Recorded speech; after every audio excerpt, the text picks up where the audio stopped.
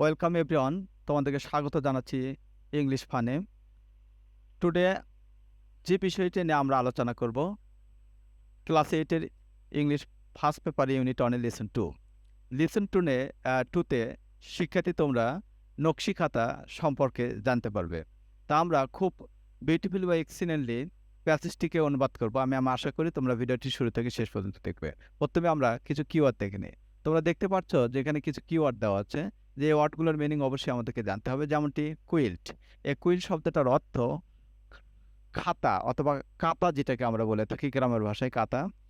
আর এটা একটা noun. Artistic শব্দটার অর্থ হচ্ছে সাধারণত হাতের তৈরি বা কৌশলে যে নতুন রূপ সৃষ্টি করা, সেটাকে বলা হয় আর্টিস্টিক। কমার্শিয়ালি এটা একটা অ্যাডভার্ব, এটাকে বলা হয় বাণিজ্যিকভাবে, ব্যবসা বাণিজ্যের দিক দিয়ে যে কাজগুলো করা হয় সেটাকে আমরা বলে থাকি কমার্শিয়ালি। তা নকশি খাতা এটা যদি কমার্শিয়ালি বিক্রি বা বাণিজ্যিকভাবে বিক্রি করা হয়, তখন এই জাতীয় জিনিসগুলো সাধারণত কমার্শিয়ালি হয়ে থাকে। এরপর তোমরা যে ওয়ার্ডটা দেখতেছো ট্র্যাডিশনাল, এই শব্দটা আছে অ্যাডজেক্টিভ আকারে। এর ট্র্যাডিশন এর নাউন, ট্র্যাডিশন শব্দ হচ্ছে ঐতিহ্য, আর ট্র্যাডিশনাল এর অর্থ ঐতিহ্যবাহী। এরপর যে ওয়ার্ডটি তোমরা দেখতে পাচ্ছ স্ক্রিনে, সেটাকে ডিমান্ড বলা হচ্ছে। ডিমান্ড, এই ডিমান্ড শব্দটার অর্থ হচ্ছে চাহিদায়। এটা ভার্ব আকারে ব্যবহার করা যাবে, নাউন আকারে ব্যবহার করা যাবে, তবে প্যাসেজে দেখতে হবে এটাকে কি আকারে ব্যবহার করা হয়েছে। তার ডিমান্ড চাহিদা, কখনো চাহিদা বাড়ানো, এরকম। এরপর যে ওয়ার্ডটা তোমরা দেখতে পাচ্ছ স্ক্রিনে, সেটা দেখো প্যাটার্ন, PATTER প্যাটার্ন। এই শব্দটার অর্থ তোড়া কাটা অথবা বিভিন্ন ডিজাইন দেওয়া, এটা। তা শিক্ষার্থী কিওয়ার্ডে আমরা যে কয়েকটা ওয়ার্ড দেখলাম, সেগুলোর পার্টস অফ স্পিচ সম্পর্কে জানলাম, পাশাপাশি তার যে একটা মিনিং সেটা সম্পর্কেও জানলাম। এখন আমরা চলে যাব নিচের দিকে। লুক অ্যাট দ্য পিকচার, তোমরা দেখো স্ক্রিন বা ডিলিং এতে। তা look at the picture and the question, পিকচারের দিকে দেখতে হবে এবং কোশ্চেনগুলো দিকে তাকাতে হবে। এরপর দেখো দেন, পরে আক্স, জিজ্ঞাসা করো, অ্যান্ড আনসার দ্য কোশ্চেন। জিজ্ঞাসা করো কোশ্চেন, তারপরে ওই কোশ্চেনে আনসার দিতে হবে। কার সাথে? এখানে আছে উইথ ইওর পার্টনার, তোমাদের সহপাঠীদের সাথে। Question one, what do you see in the picture. এখানে দেখো what do you see in the picture. তো পিকচার মানে ছবি, তোমরা জানো, সি মানে দেখা, হোয়াট শব্দটা হচ্ছে কোনো একটা বস্তু। তাহলে কোন বস্তুটি এই পিকচারে তোমরা দেখছো, এটা। Question two, why is it call, what is it call, এটাকে কি বলা হয়? তা আমরা যদি বলি এটা নকশি খাতা, এক ধরনের নকশা, তা এটাকে আমরা নকশা বলবো। Question three, have you seen it before, এই নকশা পূর্বে কি কখনো তোমরা দেখেছো? হ্যাভ ইউ সিন মানে দেখিয়াছো, প্রেজেন্ট পারফেক্ট টেন্স। হোয়ার, যদি দেখিয়ে থাকো তার কোথায় দেখেছো, এটা। কোশ্চেন ফোরে, what do we do with it, এই নকশা দিয়ে সাধারণত আমরা কি করি? তা শিক্ষার্থী এখানে 4টি কোশ্চেন আছে। এই 4টি কোশ্চেন সাধারণত এই যে একটা পিকচার বা স্কেচ দেখতেছো, এই স্কেচের আলোকে দেওয়া হচ্ছে। এবার ড্রিল বিতে আমরা যাব। নাও মানে এখন, ড্রিল বি বলছে নাও এখন। রিড দ্য টেক্সট, টেক্সটটি পড়ো। রিড মানে পড়া, টেক্সট অনুচ্ছেদ, তার মানে অনুচ্ছেদটি পড়ো। টু নো, জানার জন্য। কি জানবো আমরা? অ্যাবাউট নকশি কাতা। তা অ্যাবাউট মানে সম্পর্কে, আর নকশি কাতা এর অনুবাদটা আমি করলাম নকশি কাতা সম্পর্কে। তা নকশি কাতা সম্পর্কে জানার জন্য এই অনুচ্ছেদটা পড়ো। দেখো এই যে নকশি কাতা, এই দুটো ওয়ার্ড, এই দুটো ওয়ার্ডকে একত্রিত করে একটা ওয়ার্ডের রূপ দেওয়া হয়েছে, একে বলা হয় কম্পাউন্ড নাউন। তা নকশিকাতা ইজ এ কাইন্ড, ইজ মানে হয়, নকশিকাতা হয়, এ কাইন্ড মানে এক ধরনের। এখানে কাইন্ড মানে প্রকারভেদ বা ধরনের। এখানে কাইন্ড শব্দটার অর্থ দয়ালু নয়, তার কারণে এটা নাউন। এ কাইন্ড অফ, এক ধরনের। এমব্রয়ডার শব্দটার অর্থ, এমব্রয়ডার শব্দটার অর্থ সেলাই করা অথবা আর্ট করা। কুইল্ট মানে লেপ অথবা কাঁথা। তাহলে দেখো আর্ট করা, হাতের কাজ করা এক ধরনের খাতাকে আমরা বলে থাকি নকশি কাঁথা। The name was taken, the name মানে এই নকশি কাঁথা নামটি, ওয়াজ টেকেন নেওয়া হয়েছিল, এটাকে প্যাথিভ করা হয়েছে। ফরম মানে হইতে, দ্বীপ বাংলা ওয়ার্ড, বাংলা শব্দ হচ্ছে বাংলায়, ওয়ার্ড মানে শব্দ। এই নামটা নেওয়া হয়েছিল বাংলা শব্দ কি থেকে? এই যে ইনভার্টেড কমার মধ্যে দেওয়া হচ্ছে নকশা। তা বাংলা শব্দ যে নকশা আছে, এই নকশা থেকে এই নকশি খাতা নামটা নেওয়া হয়েছে। হুইচ, যেহেতু এটা বস্তুবাচক নাম নকশা, যার কারণে হুইচ ব্যবহার করা হয়েছে। মিনস, যে নকশা বলতে যা বোঝায় এখানে সেটা দেওয়া হয়েছে। যে নকশা বলতে আমরা কি বুঝি? Artistic pattern. প্যাটার্ন শব্দটা ডোরা কাটা, আর্টিস্টিক শব্দটার অর্থ হচ্ছে সুন্দর। হাতের কাজ দিয়ে ডোরা কাটিয়ে কোনো বস্তুর উপরে যদি নকশা করা হয় তখন এটাকে সাধারণত আমরা বলছি নকশি কাঁথা। দেখো তাহলে নকশি কাঁথা নামটি নেওয়া হয়েছে বাংলা ওয়ার্ড নকশা থেকে, তার অর্থ হাতের তৈরি বিভিন্ন প্যাটার্ন বা নকশা। It is a kind of traditional craft. তাহলে it is a kind of, এটা এক ধরনের, কাইন্ড মানে প্রকারভেদ, যেটা পূর্বে তোমরা দেখেছো। ট্র্যাডিশনাল শব্দটার অর্থ হচ্ছে ঐতিহ্যবাহী, ক্রাফট শব্দটার অর্থ হচ্ছে হাতের কাজ। তাহলে দেখো এটা এক ধরনের গ্রামবাসীর অথবা গ্রাম্য এলাকার মেয়েদের হাতের কাজ, যেটা অনেক আগে থেকে আমাদের এলাকায় আছে বা আমাদের সমাজে আছে, যার কারণে বলা হলো traditional. And said to be, যেটাকে মনে করা হয় বা বলা যাবে কি ইন্ডিজেনাস শব্দটার অর্থ হচ্ছে এলাকা ভিত্তিক, to Bangladesh and West Bengal in India, যেটা আমাদের বাংলাদেশের বিভিন্ন এলাকায় এখনো আছে, এবং ওয়েস্ট বেঙ্গল শব্দটা হচ্ছে ইন্ডিয়ার পশ্চিম বাংলায় এখনো আছে। তাহলে দেখো এই যে ট্র্যাডিশনাল হাতের কাজটি, এটা আমাদের দেশের দেশীয় কাজ, যেটা বাংলাদেশের ক্ষেত্রেও দেশীয় বলা হচ্ছে এবং ওয়েস্ট বেঙ্গলের ক্ষেত্রেও দেশীয় বলা হচ্ছে। দি আর্ট মানে এই হাতের কাজটি, দি আর্ট এই কাজটি হ্যাজ বিন প্র্যাকটিস, মানে অনেক আগে থেকে, প্র্যাকটিস শব্দটার অর্থ হচ্ছে অনুশীলন, অনেক আগে থেকে অনুশীলন হয়ে যাচ্ছে in rural Bengal for century. Century শব্দটার অর্থ হচ্ছে শতাব্দী, তার সাথে এস দেওয়া হচ্ছে, শব্দটার হচ্ছে শত শত শতাব্দী বা শতাব্দীর পর শতাব্দীতে।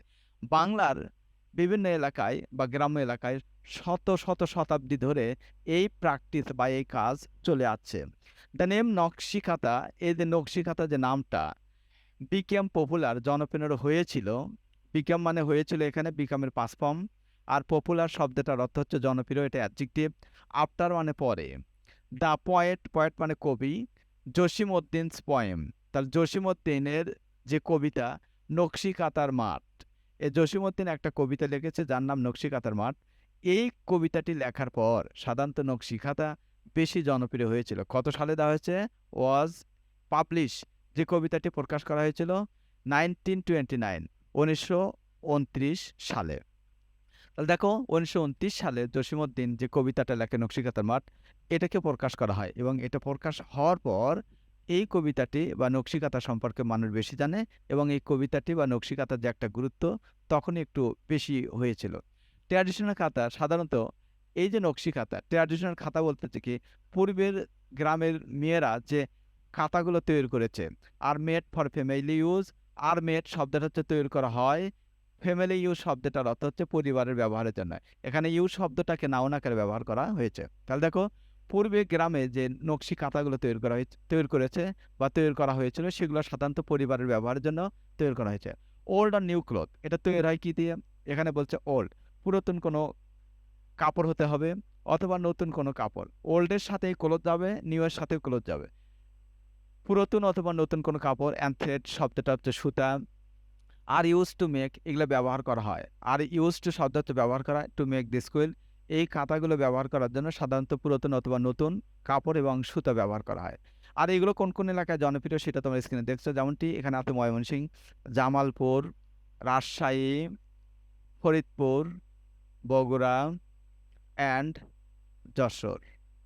তা ময়মনসিংহ, জামালপুর, রাজশাহী, ফরিদপুর, বগুড়া অ্যান্ড যশোর, এই কয়েকটি এলাকায়, এখানে 6টি এলাকা দেওয়া আছে, এই 6টি এলাকায় আর মোস্ট ফেমাস, এগুলো সবচেয়ে বেশি বিখ্যাত ফর দিস ক্রাফট, এবং এই হাতের তৈরি এই খাতার জন্য এই কয়েকটা বা 6টি ডিস্ট্রিক্ট সবচেয়ে বেশি বিখ্যাত বা পরিচিত। নাও মানে এখন, দেখো ইট ইজ প্রডিউস কমার্শিয়ালি, এই ইট ইজ প্রডিউস এই খাতাগুলো এখন তৈরি করা হচ্ছে বাণিজ্যিকভাবে। and you can find them, এই দেম বলতে বোঝাচ্ছে এই খাতাগুলো, ফাইন মানে খুঁজে পাওয়া, ক্যান মানে পারা, তাহলে ইউ ক্যান ফাইন্ড দেম তুমি তাদেরকে খুঁজে পাবে, ইন মেনি এক্সপেন্সিভ, অনেক, মেনি মানে অনেক, এক্সপেন্সিভ শব্দ হচ্ছে ব্যয়বহুল, হ্যান্ডিক্রাফট শপ, হাতের তৈরি জিনিস যে দোকানে বিক্রি করা হয়, এই জাতীয় যে শোরুম আছে, এই শোরুমে এখন এই নকশি খাতা দেখতে পাওয়া যায়। ইন সিটিজ, যেগুলো আবার শহরে বিক্রি করা হচ্ছে। This quilt are now it great demand, তাহলে এই যে নকশি কাঁথাগুলো আছে, আর নাও মানে এখন, ইন গ্রেট ডিমান্ড, গ্রেট মানে একটু বেশি, ডিমান্ড মানে চাহিদা, এদের চাহিদা এখন একটু বেশি।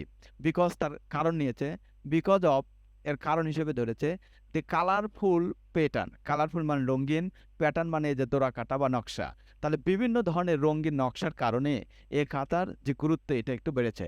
অ্যান্ড ডিজাইন শব্দটার অর্থ হচ্ছে আকার আকৃতি, এমব্রয়ডার্ড শব্দটার অর্থ ওই খাতার ওপরে করানো, তাহলে ওই খাতার ওপরে যে নকশা করানো, এই কারণে এই কাঁথাগুলোর মূল্যায়ন অথবা চাহিদা দিন দিন বাড়ছে।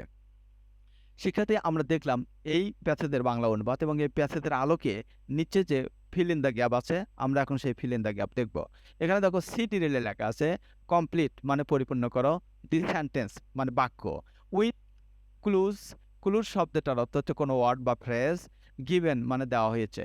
তাহলে দেখো complete the sentence with clues given, যে ক্লুগুলো দেওয়া হয়েছে বা ওয়ার্ড বা সেন্টেন্স বা বাক্য দেওয়া হয়েছে সেগুলোতে পূরণ করতে হবে। কি sentence? There are more than ওয়ার্ডস, এখানে দেখো দেয়ার আর মোর ওয়ার্ডস, এখানে অনেক বেশি ওয়ার্ড আছে। দ্যান মানে হইতে, নেসেসারি প্রয়োজনের তুলনায় একটু ওয়ার্ড বেশি দেওয়া হয়েছে। সুতরাং সব ওয়ার্ড তোমরা ব্যবহার করবে না, শুধুমাত্র সেন্টেন্সে যেটা প্রয়োজন তোমরা সেটা ব্যবহার করবে। এখানে দেখো নকশা মিন্স, নকশা বলতে বোঝায় আর্টিস্টিক, আমরা শব্দটা ব্যবহার করব প্যাটার্ন। সিটি রিলে complete the sentence with clues given, there are more words than necessary. তা শিক্ষার্থী, সিটি রিলে যে ইনফরমেশন দেওয়া আছে বক্স থেকে ওয়ার্ড নিয়ে, এই যে ফিল ইন দ্য গ্যাপ, 6টি সেন্টেন্স এখানে দেওয়া আছে। 6টি সেন্টেন্সে কিছু কিছু সেন্টেন্সে 2টি গ্যাপ দেওয়া আছে এবং কিছু কিছু সেন্টেন্সে 1টি গ্যাপ দেওয়া আছে এবং সেই গ্যাপগুলো আমরা পূরণ করব বক্স থেকে ওয়ার্ড নিয়ে। সেক্ষেত্রে তোমাদের একটু স্মরণ করে দেই, এই বক্সের যে ওয়ার্ডগুলো আছে পার্টস অফ স্পিচের কোনো পরিবর্তন করার প্রয়োজন নাই, ঠিকঠাক যেমনটি আছে তেমন ব্যবহার করলে হবে অর্থের দিক দিয়ে। দেখো নাম্বার 1 যেটা নকশি কাতা, নকশা মিন্স আর্টিস্টিক প্যাটার্ন। তা নকশা বলতে কি বোঝায়? এই যে তোড়া কাটা কোনো লাইন অথবা নকশা যেটা সাধারণত এই খাতার উপর করা হয়ে থাকে, এটাকে আমরা বলে থাকি যে আর্টিস্টিক প্যাটার্ন। যার কারণে প্যাটার্ন শব্দটা আমরা এখানে নিলাম। তা নকশা মিন্স আর্টিস্টিক প্যাটার্ন। দুইয়ে যেটা আছে the name was taken from, ওই নামটা নেওয়া হচ্ছে কোথায় থেকে? তোমরা তো জানো যে বেঙ্গলি একটা ওয়ার্ড থেকে, নকশা থেকে। তাহলে আর পরে দেওয়া আছে বেঙ্গলি, তারপর ওয়ার্ড। তাহলে এখানে বেঙ্গলি বক্স থেকে আমি নিয়ে এসেছি, এই যে বেঙ্গলি আছে এখানে দিয়েছে বেঙ্গলি ওয়ার্ড, কোন ওয়ার্ড? সে ওয়ার্ডটার এখানে নাম দিয়েছে নকশা। তা নকশা নামে যে বাঙালি ওয়ার্ড আছে, এই বাংলা ওয়ার্ডটা থেকে এই নকশার খাতা যে নামটা, সেই নামটা নেওয়া হয়েছে। 3 নাম্বার যেটা, নাম্বার 3তে যেটা, দি art has been practice in, কোথায়? যে গ্রাম্য এলাকায়, যেমনটি রুরাল বেঙ্গল। এই যে রুরাল শব্দটা আমি এখানে নিয়ে এসেছি, বক্সে ছিল সেটা বেঙ্গল। কত শতাব্দী ধরে তার কোনো নির্দিষ্ট বাউন্ডারি নাই অথবা সীমারেখা নাই, তবে এটা শতাব্দীর পর শতাব্দী থেকে এটা হয়ে আছে, যার কারণে সেঞ্চুরির বহুবচন করা আছে, সেই সেঞ্চুরি আমি এখানে ব্যবহার করলাম। শতাব্দীর পর শতাব্দী ধরে হয়ে আছে সেটা আমরা, তাহলে এখান থেকে ইয়ার্স দেওয়া আছে, এই ইয়ার্স শব্দটা আমি ব্যবহার করলাম। এরপর দেওয়া আছে নাম্বার 4 যেটা নকশি কাতা আর নাও সোল্ড ইন, কোথায় বিক্রি হয়? ফ্যাশন শপ, যেটাকে হয়তো আমরা কখনো বলতে পারি ফ্যাশনেবল শপ। এই জাতীয় দোকানে সাধারণত বা শপিং মলে এগুলো এখন বিক্রি হয়। 5 নম্বর যে ফিল ইন দ্য গ্যাপ আছে, দুটো ফিল ইন দ্য গ্যাপ আছে এখানে, যে নকশি কাতা আর ইন গ্রেট ডিমান্ড, নকশি কাতার চাহিদাটা এখন একটু বেশি because of their colourful embroidery, এই যে হাতের তৈরি যে কাজগুলো আছে সেই কাজগুলো এই খাতায় করা হয়। অ্যান্ড ডিজাইন, এই যে আকার আকৃতি, তার জন্য এর চাহিদা একটু বেশি। নাম্বার 6 এ যেটা নকশি কাতা আর আ কাইন্ড অফ আর্ট, এটা এক ধরনের হাতের কাজ অথবা শিল্প, নিজেদের মতো করে এই নকশাগুলো সাধারণত করিয়া থাকে। তা দেখো আমরা 1 থেকে 6 পর্যন্ত যে লাইন দেওয়া ছিল এবং প্রত্যেকটা লাইনে গ্যাপ, এবং একটা লাইনে আমরা পেয়েছি 2টা গ্যাপ, দুটো লাইনে আমরা 2টো গ্যাপ পেয়েছি। তা আর বাকি লাইনগুলোতে একটা একটা করে গ্যাপ আছে, আমরা ওয়ার্ড ওখান থেকে নিয়ে এখানে ব্যবহার করেছি। তো সুতরাং একের অধিক অর্থ থাকতে পারে, তবে অর্থের দিক দিয়ে সামঞ্জস্য রেখে তোমরা অবশ্যই এই গ্যাপগুলোকে পূরণ করবে। এখন ডি নাম্বার ডিলে দেখো, write down 5 question for the completed statement in activity E above. এই যে ইতে যে কোশ্চেনগুলো দেওয়া হয়েছে সেই অ্যাক্টিভিটি অনুযায়ী কোশ্চেনগুলো উত্তর করতে হবে। ওয়ান ইজ ডান ফর, একটা কোশ্চেনের উত্তর হয়তো আমরা এখানে দেবো হোয়াট ডাজ নকশা মিন, নকশা বলতে কি বোঝায়? এখানে দিয়েছে ডু ইউ লাইক এ নকশি খাতা অর অ্যান অর্ডিনারি খাতা, ওয়াই? তুমি এই যে নকশা খাতা এগুলো পছন্দ করো কিনা, অথবা সাধারণ কোনো খাতা যেখানে নকশা নাই সেটা পছন্দ করো কিনা, যদি করে থাকো সেটা কেন করো? এফ নাম্বার দেখো, pair in work ask and answer all the question in activity, এবং গ্রুপ হয়ে তোমরা কি করবে? একে অপরকে জিজ্ঞাসা করবে এবং উত্তর দেবে। Now write 3 or 4 more question on the text given in activity B above, এবং 3 থেকে 4টে কোশ্চেন তৈরি করতে হবে এবং তার উত্তরটাও দিতে হবে। জি নাম্বার যে ডিলটা আছে, write a paragraph describing how the নকশি কাতা ইজ মেড, এবং একটা প্যারাগ্রাফ লেখা যেতেই পারে বা তোমরা লিখতে পারো যে কিভাবে নকশি কাতা তৈরি করা হয় এর ইনফরমেশনের উপর। স্টার্ট লাইক দিস, এবং শুরু করা হয়েছে ওল্ড আর new cloth and colour thread are needed, এখানে প্রয়োজন পড়বে নতুন অথবা পুরাতন কাপড় এবং তার সাথে কিছু সুতা, এগুলা। Fur the cloth is folded, এবং প্রথমত আমরা কাপড়টাকে ভাঁজ করে নেব এবং দেন তারপরে আমরা স্টার্ট করব। এখানে এই যে প্রক্রিয়াগুলো আছে এই প্রক্রিয়াগুলো আমরা অ্যাপ্লাই করতে পারি। তো সেক্ষেত্রে আমরা দেখেছি এই যে নকশি খাতা আর এই লিসনটার আমরা ওয়ার্ড মিনিং জানলাম এবং এখানে যে কোশ্চেন আছে সেটাও জানলাম, পাশাপাশি এর যে বাংলা অনুবাদ সেটাও আমি জানলাম। আমি এখন তোমাদেরকে নিয়ে যাব পরবর্তী লেসনে।